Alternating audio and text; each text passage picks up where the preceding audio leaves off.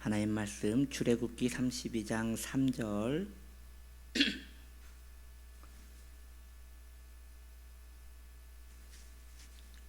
모든 백성이 그 귀에서 금고리를 빼어 아론에게로 가져가매.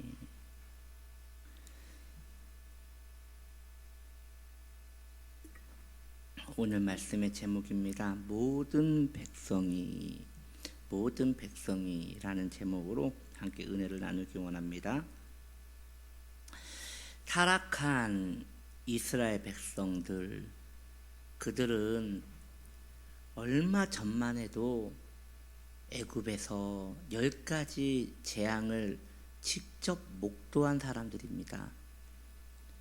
그들 앞에서 한쪽은 빛이 찬란하고 자기들이 있는 곳 말이죠.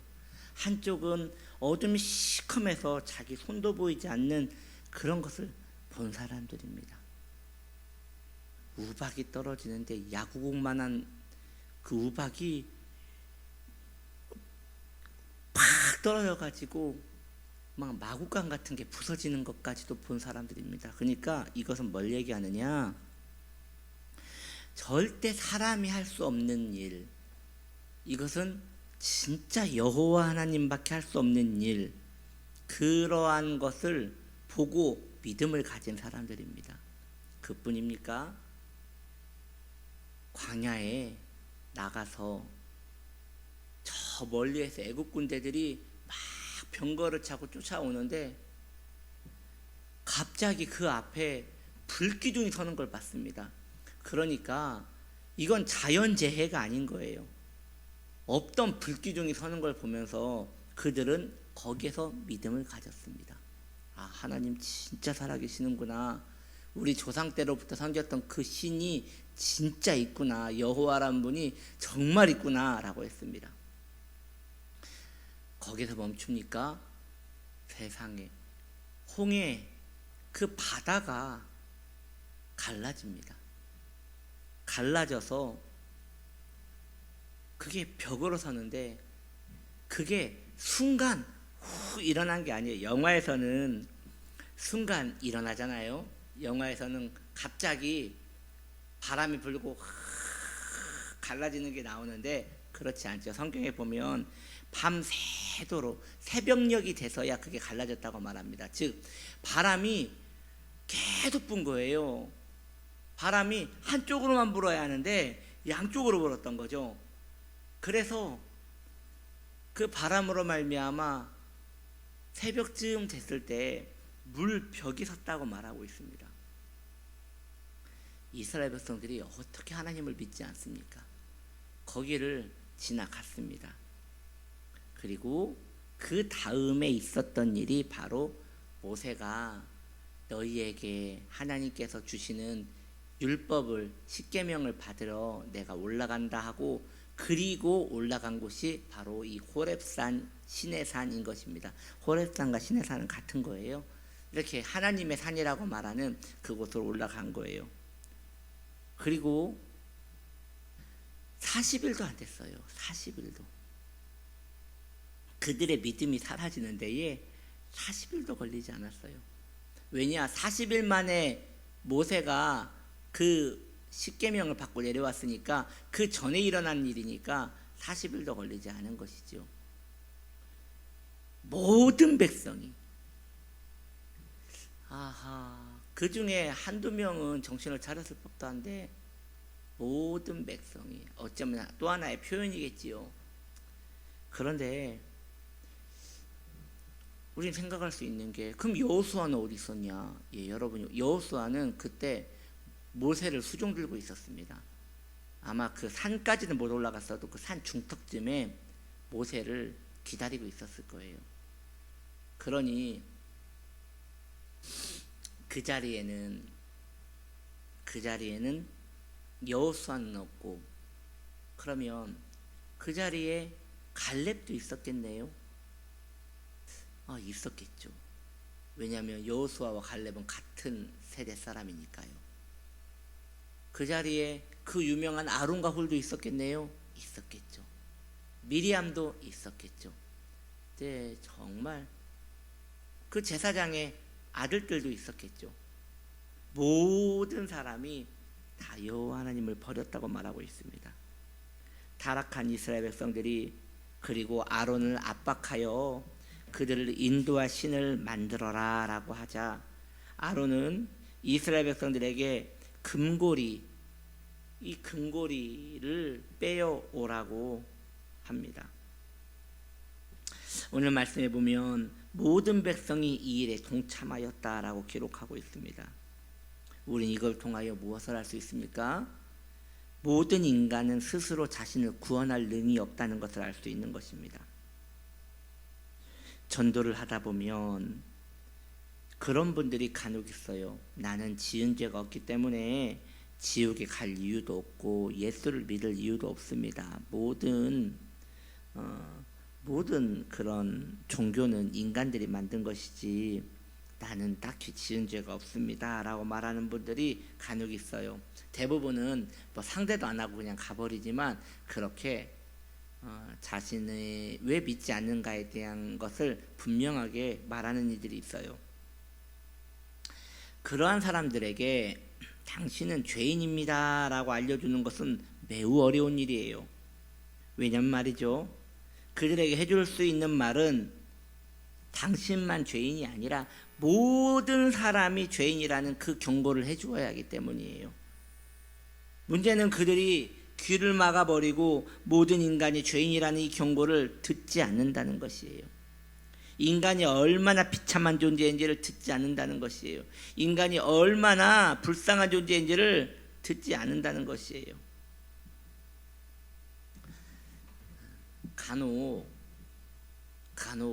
그 인문학, 철학서 그러한 것들을 보면서 그런 공부를 많이 하신 분들 중에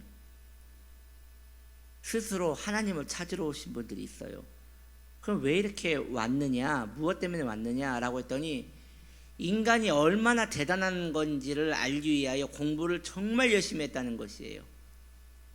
수많은 책을 읽고 그 위대한 인문학자들과 철학자들, 모든 인간들보다 뛰어나다라고 하는 그 학사들을 공부한 후에 그들이 이야기한 내용들이 다 똑같다라는 거예요. 결론은 인간이 얼마나 비참하고 인간이 얼마나 무능하고 인간이 정말 이 땅에서 살아야 할 이유가 전혀 없다는 것을 증거하는 일에 그들의 지식을 쓰고 있다는 걸 찾아낸 것이죠. 그래서 그 스승들을 따라가려면 결국 자기도 이 인생에 대하여 비참함을 느끼고 슬퍼해야 한다는 것인데 고작 그것 깨달으려고 내가 이런 공부를 했단 말인가 라고 하여 그렇게 하나님께 돌아오는 분들이 간혹 있습니다. 여러분이요, 왜 많은 이들이 하나님을 찾지 않습니까? 너무 똑똑해서 그래요. 너무 논리적이어서 그래요. 너무 설득이 안 되기 때문에 그런 거예요. 그들은 자신들이 왜 구원자가 필요한지에 대하여 알려달라고 해요. 그래서 복음의 논리를 적용하여 복음이 옅어지는 슬픈 현실이 계속 이어지는 것이에요.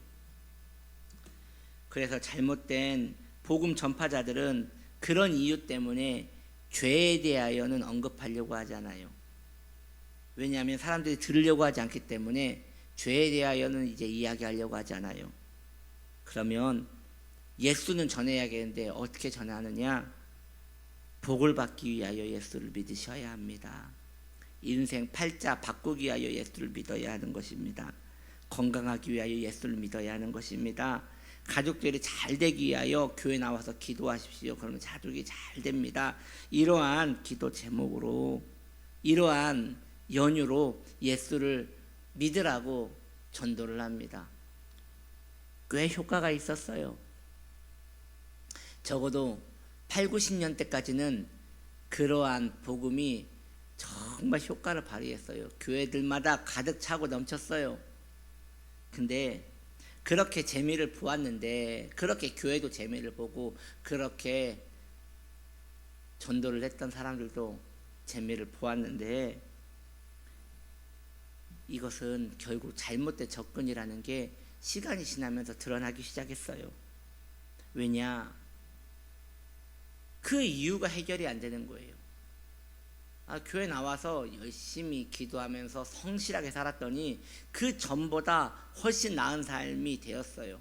나름대로 열심히 산 보람이 있었어요. 예수 믿으니까 술 먹지 말라고 하니까 술을 안 먹으니까 돈도 모아지고, 도박하지 말라니까 돈도 모아지고, 가족끼리 싸우지 말라고 하니까 이제 아이들도 마음을 지켜내고, 이런 식으로 어떻게 좀 잘 되는 것 같았어요. 그런데 말이죠, 그 다음에 하나님을 찾을 이유를 찾지 못하는 거예요. 하나님이 왜 자신에게 필요한지를 알지 못하는 거예요. 그런데 그동안 다녔던 교회가 있기 때문에 의리상 이제 교회를 나가는 거예요. 하나님을 찾을 이유는 없는데 말이죠. 그리고 이제 하나님 왜 찾습니까? 간혹 내 삶에 이제 하나님이 필요한 부분, 몸이 아프다든지 아니면 지금 또 삶이 또 공공하다든지 그럴 때만 하나님을 찾게 되는 것이에요. 이것 또한 하나님을 찾을 이유가 분명하지 않기 때문에 그 영혼들은 길을 잃어버릴 수밖에 없는 것입니다. 오히려 복음에 독을 탄 그 대가를 이제 톡톡하게 받고 있는 모습인 것입니다. 그렇다면 어쩌란 말입니까? 그렇다면 어떻게 해야 한단 말입니까? 그러므로 성도라면 굳건히 견지해야 할 복음을 가지고 있어야 하는 것이에요. 바로 다른 것이 아니에요. 모든 사람이 실제적인 죄인이라는 사실을 받아들이는 거예요. 그래서 모든 사람이 이 죄의 문제를 해결하기 위해서 예수 그리스도가 필요하다는 것을 이해해야 하는 것이에요.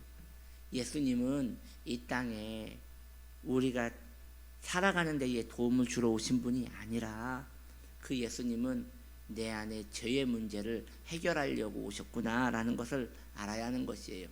오늘 말씀해 보니 모든 사람이 모세를 버렸다고 말합니다. 모든 사람이 그 귀한 기적들을 보고도 여호와 하나님을 버리고 금송아지를 선택했다고 합니다. 왜 그렇습니까? 모든 사람이 자신들이 죄인이기 때문에 하나님이 필요하다는 생각을 하지 않았어요. 살려고 하나님을 선택한 거예요.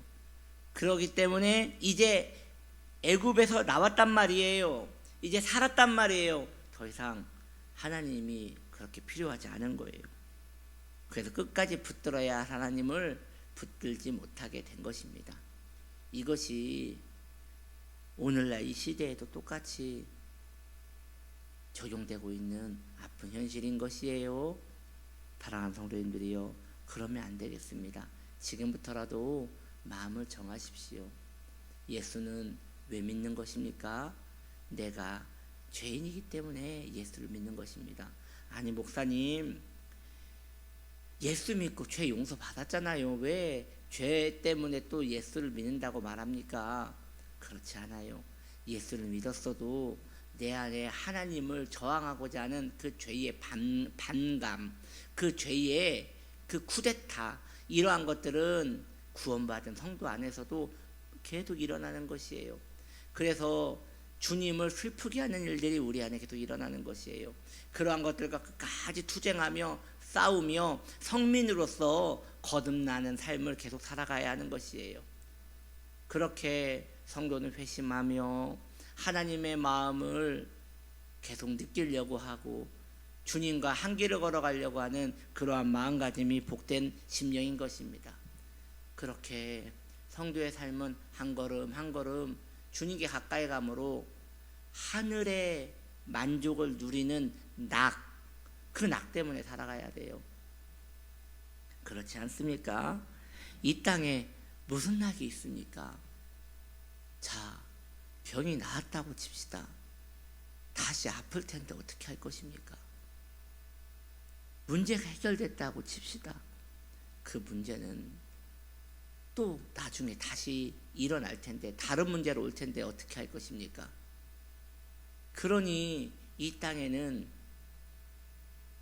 좀 더 나아지는 것은 있을지 몰라도 원천적인 문제 해결은 없는 것이에요. 그러니까 예수를 문제 해결 때문에 믿는다면 잘못 믿고 있다는 것이에요. 결국 가장 근원적인 것, 하나님을 경외하고 그 안에서 내 죄를 소멸하며 주님 안에서 내 죄가 소멸되는 그 과정 가운데 주님과 내 안에 긴밀한 교제, 이러한 것들로 인하여 성도는 깊이 있게 하나님을 사랑하게 되는 것입니다. 그게 낙이어야 돼요. 그게 찬양 가운데 이런 찬양 있잖아요. 주님과 함께 동거함을 만민이 알게 하옵소서. 이러한 낙으로 살아가는 저와 여러분 되기를 원합니다. 점점 이런 생각을 하게 돼요. 신앙인들이 결국 연세가 드시잖아요. 어떠한 분은 20대에 신앙생활을 하신 분이 있고, 또 애 키우다가 힘들어서 30대에, 애엄마 때에, 40대에 예수 믿으신 분도 있고, 그렇게 세월이 지나서 50이 되시고 60이 되시고 70이 되세요. 점점 세상 소망은 멀어져 가는데 무슨 낙으로 살아갈 것입니까? 네, 하나님을 사랑하는 낙으로 살아가는 것입니다. 그런데 하나님을 사랑하는 그 감정은 내가 죄를 미워하는 만큼 사랑하는 감정은 채워집니다. 왜냐하면 하나님은 어제나 오늘이나 나에 대한 마음이 변하지 않으세요. 늘 나를 사랑하시거든요. 늘 여러분을 사랑하시거든요. 문제는 우리가 그분의 그 사랑을 받아들이느냐 받아들이지 못하느냐, 그걸로 우리의 신앙의 질이 결정되는 것인데, 주님을 사랑하는 것은 말뿐인 사랑은 사랑이 아니에요. 주님이 싫어하는 것들을 거절하는 데서 주님을 사랑하는 일들이 더 생기는 것이에요. 그러한 마음을 굳건하게 견지하며 복음답게 살아가는 우리 되기를 축복합니다. 기도합니다. 하나님